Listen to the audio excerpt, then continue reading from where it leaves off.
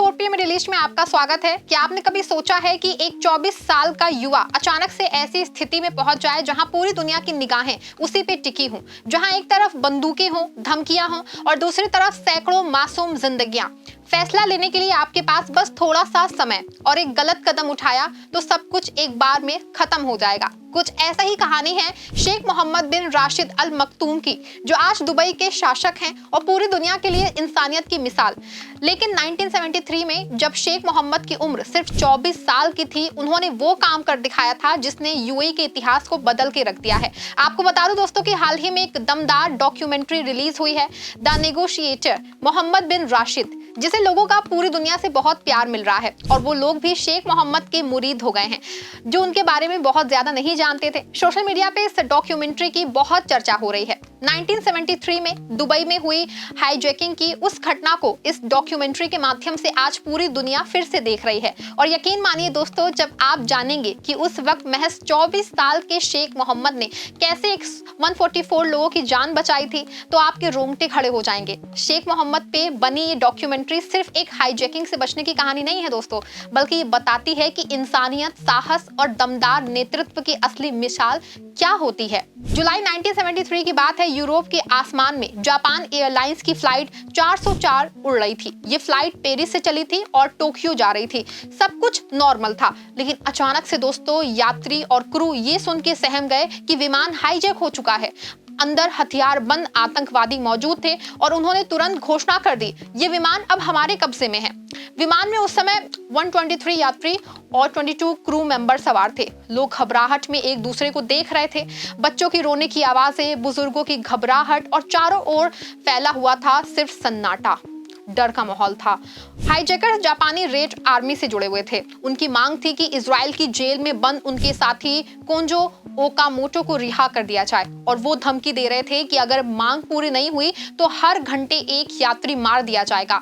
विमान को उड़ाने के लिए कई देशों से अनुरोध किया गया, लेकिन हर देश ने इनकार कर दिया। कोई भी इतना बड़ा जोखिम लेना नहीं चाहता था।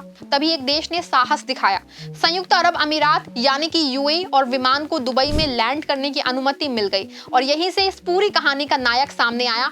वो थे शेख मोहम्मद बिन राशिद। जी हाँ दोस्तों, आपको बता दूं कि जिन दिनों ये हाईजैकिंग की घटना हुई, उन दिनों शेख मोहम्मद दुबई के रक्षा मंत्री थे और उनकी उम्र सिर्फ 24 ही साल थी। लेकिन उस दिन उनके सामने सवाल सिर्फ राजनीति का नहीं था, बल्कि 145 जिंदगियों का था। और यही थी उनकी असली परीक्षा भी। जरा सोचिए, एक तरफ आतंकवादी जो हर घंटे मौत की धमकी दे रहे थे, दूसरी तरफ निर्दोष यात्री जिनकी आंखों में उम्मीद और डर दोनों था, और बीच में खड़े थे शेख मोहम्मद। जैसे ही विमान दुबई की जमीन पे उतरा, हालात और खराब हो गए थे। आतंकवादियों में से एक महिला के हाथ से ग्रेनेड गलती से गिर गया और फट गया। धमाका हुआ और उसकी वहीं पे मौत हो गई। विमान के भीतर अफरा तफरी मच गई। यात्रियों की चीखें दूर दूर तक सुनाई देने लगी थी और बाहर खड़े सैनिकों के दिल दहल गए थे। अब ये साफ हो गया था कि आतंकवादी किसी भी हद तक जा सकते हैं, क्योंकि बाहर खड़े लोगों को पता नहीं था कि अंदर क्या क्या हो रहा है और क्या हुआ है। और इसी अफरा तफरी के बीच में शेख मोहम्मद ने इस पूरे मामले की कमान संभाल ली। उन्होंने तय किया कि वो गुस्से में कोई भी कदम नहीं उठाएंगे। उन्होंने आतंकवादियों से संवाद शुरू किया। उनकी आवाज शांत थी लेकिन दृढ़ता से भरी हुई थी। उन्होंने कहा कि मैं राष्ट्रपति और पूरे यूएई की ओर से बात कर रहा हूं, निर्दोषों को नुकसान मत पहुंचाओ। इतने तनाव में भी शेख मोहम्मद ने सबसे पहले यात्रियों की सुविधा का ख्याल रखा। विमान में ईंधन भरवाया ताकि एयर कंडीशन चालू रहे और लोग घुटन से ना मरे। विमान में लोगों के लिए भोजन और पानी की व्यवस्था की गई ताकि यात्रियों को राहत मिले।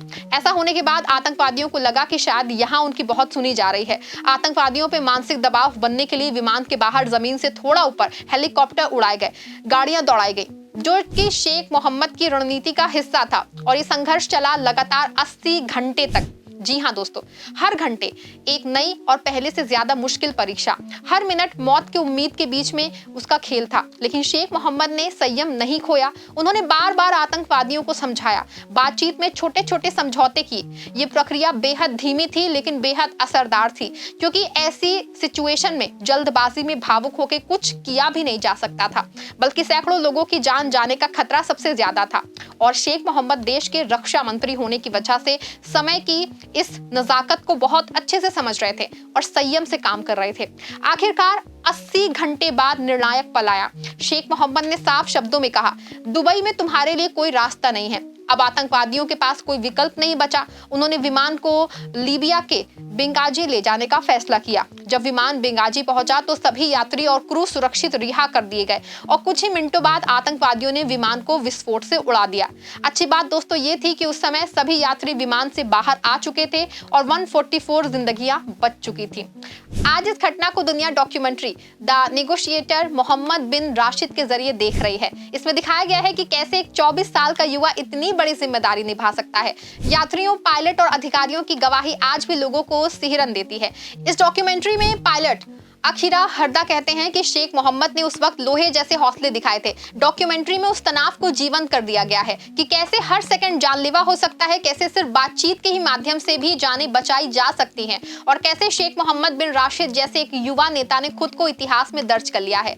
ये घटना दोस्तों सिर्फ एक हाईजैकिंग से निपटने की कहानी नहीं है, बल्कि एक सबक है नेतृत्व का, संयम का और इंसानियत का। शेख मोहम्मद ने साबित कर दिया है कि असली नेता वही है जो संकट के वक्त शांत रहे। उन्होंने इंसानियत को अपने ताकत बनाया है और निर्दोषों की जान बचाने के लिए खुद को दांव पे लगा दिया। आज हम दुबई को दुनिया के सबसे आधुनिक और सुरक्षित शहरों में गिनते हैं दोस्तों, तो इसके पीछे वही दूरदर्शिता और साहस खड़ा है जो शेख मोहम्मद ने अपने 24 साल की उम्र में दिखाया था। दुबई की जमीन पे साल 1973 में घटी ये घटना हमें बताती है कि संकट चाहे कितना भी बड़ा क्यों ना हो, अगर नेता सच्चा हो तो इंसानियत हमेशा जीत ही जाती है। 24 साल की उम्र में शेख मोहम्मद ने जो कर दिखाया है वो आने वाली पीढ़ियों के लिए एक मिसाल है।